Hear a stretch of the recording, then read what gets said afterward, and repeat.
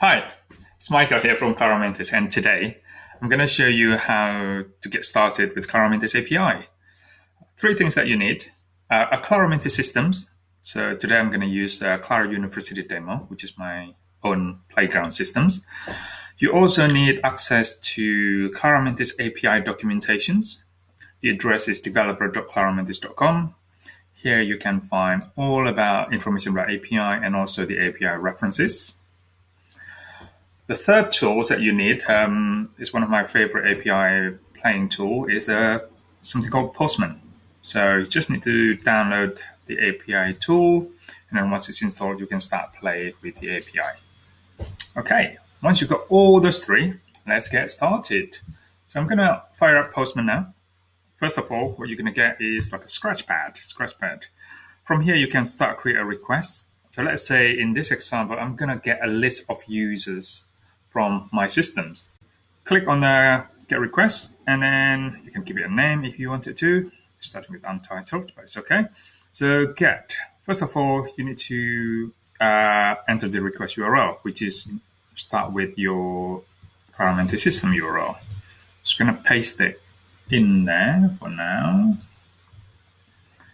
And then next to it is the API reference. So you need to find out the API reference. So for example, what I want to get is people applications because it's to read and modify users. Okay, I'm going to use the version 2, and I'm going to create list of users. So what I need to do is just adding that piece of URL into my requests in Postman, and there you go. I also need to, last one is users. Here we go, click send.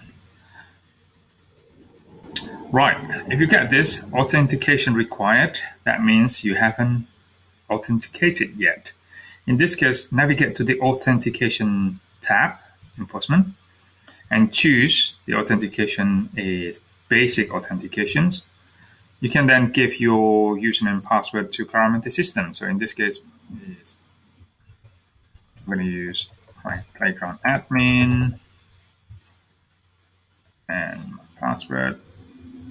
Okay, and I'm going to give it a try. Boom, now you can see the result. So let's have a look at the result here. You got the list of users in JSON format. So I can see the first one is Claromentis administrator, and then you can just follow Jennifer, and all the attributes and properties is also listed here. Great. So by using the basic authentication, it goes through the Claromentis permission systems. So then if you don't have permission to see an object, you won't be able to see it.